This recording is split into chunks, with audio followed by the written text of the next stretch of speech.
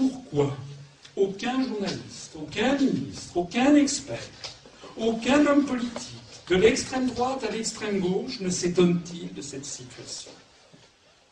Ne s'étonne-t-il du fait qu'on vend des éléments essentiels du patrimoine?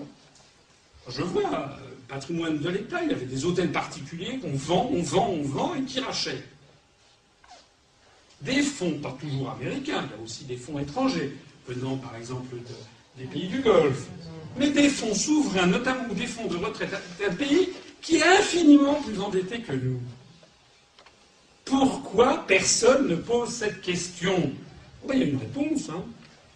La réponse, c'est que le même fonds, il a également une grosse participation dans Bouygues. Or, Bouygues, je suis désolé de l'apprendre aux âmes sensibles, Bouygues possède TF1. Et Vivendi possède Canal+. Donc les télévisions ne vont pas commencer à dévoiler le pot rose de ce qui fait le beurre de l'un de leurs actionnaires essentiels. En France, l'ensemble des médias français est désormais complètement verrouillé. LVMH, de M. Bernard Arnault. Certes, M. Bernard Arnault a une fortune considérable, mais dans LVMH, il y a aussi des fonds américains très importants. LVMH possède les Échos et la Tribune et Investir. Les trois plus grands journaux économiques français sont détenus par le même groupe, la même personne, dans le capital duquel il y a beaucoup d'intérêts américains. Vous imaginez bien que ni les Échos, ni la Tribune, ni Investir ne vont jamais pouvoir dire un dixième de ce que je vous explique ce soir. Il possède également Radio Classique et puis Connaissance des Arts. Dassault Systèmes, lui, et le groupe Dassault, c'est le Figaro, Madame Figaro, Figaro Magazine et le Journal des Finances. Le groupe Lagardère, c'est Europe 1. Aujourd'hui, Le Parisien, le Journal du Dimanche, Le Monde, Canal+, et en plus de ça, il y a un MPP, c'est-à-dire tout ce qui fait la distribution.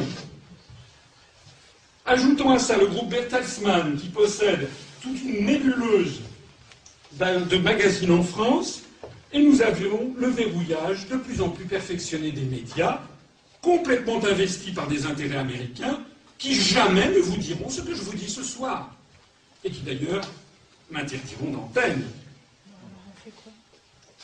Nous sommes arrivés dans un système de verrouillage tellement perfectionné que je voudrais attirer votre attention sur ce petit détail, mais qui est assez révélateur.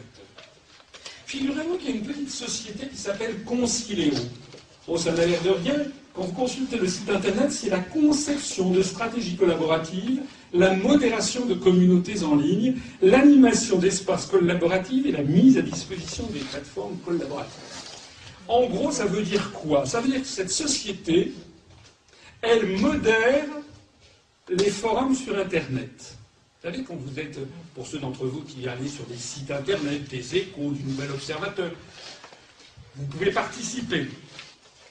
Vous pouvez mettre votre opinion. Faites attention, parce que tout est sourcé, tout est fiché. Mais, parfois, votre opinion ne passe pas. Elle a été modérée. Consileo modère toute cette série de sites internet, RTL, Nouvelle Obs, Fun Radio, Europe 1, Le Figaro.fr, Canal J, Paris Match, etc., etc., et toute cette série de produits.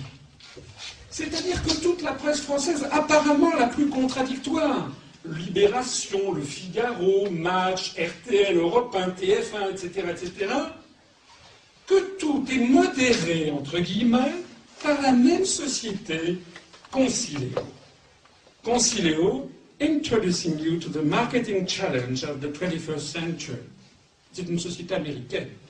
Est-il besoin de le préciser? La société française, elle est en train de se transformer en ça. C'est-à-dire une société où il y a une espèce de fascination mortifère de l'ensemble des citoyens français à qui on fait croire que le vrai débat politique, c'est à peu près une star académie électorale où on va choisir quel est le meilleur acteur et où on va limiter les débats à une stricte, dans une marge extraordinairement infime. En un mot, les élections deviennent un jeu, un simulacre sans conséquence. Tous les grands choix économiques et géopolitiques sont décidés en dehors des peuples, en dehors de vous. C'est ça, la vérité. D'ailleurs, vous le savez bien, au fond, que c'est la vérité. Alors il a le temps de conclure, fidèle à une certaine tradition historique. Je suis désolé de le dire ici, dans cette ville. La France est encore en retard d'une guerre. En 1914, on a commencé à envoyer les soldats avec des pantalons rouges Garance, comme du temps de Napoléon III. Au même moment, on avait en face de nous les Prussiens qui, eux, étaient déjà passés à des tenues de camouflage, à des tenues vert bronze. En 1940, la France croyait se protéger par la ligne Maginot, n'avait jamais pu imaginer tout simplement l'offensive de Guderian. Ça n'était pas entré dans les schémas de l'état-major militaire, à l'exception de qui, vous savez, qui n'avait cessé, Charles de Gaulle, d'attirer l'attention sur le danger que représentait la constitution d'une force blindée extrêmement mobile du côté nazi. Eh bien, pour les années 2000,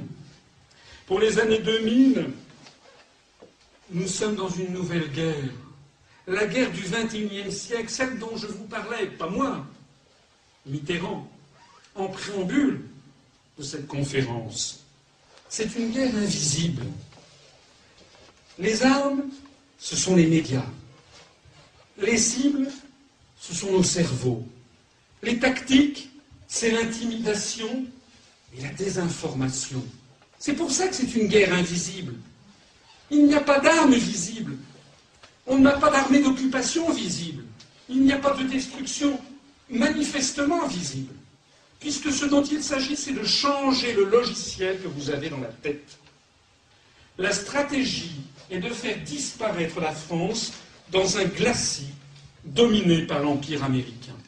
Alors dans ces conditions, que faire? Que faire? Vous avez toute la classe politique française qui vous dit toujours, depuis 30 ans, je suis pour l'Europe, mais pour une autre Europe. Tous! Je dis bien tous.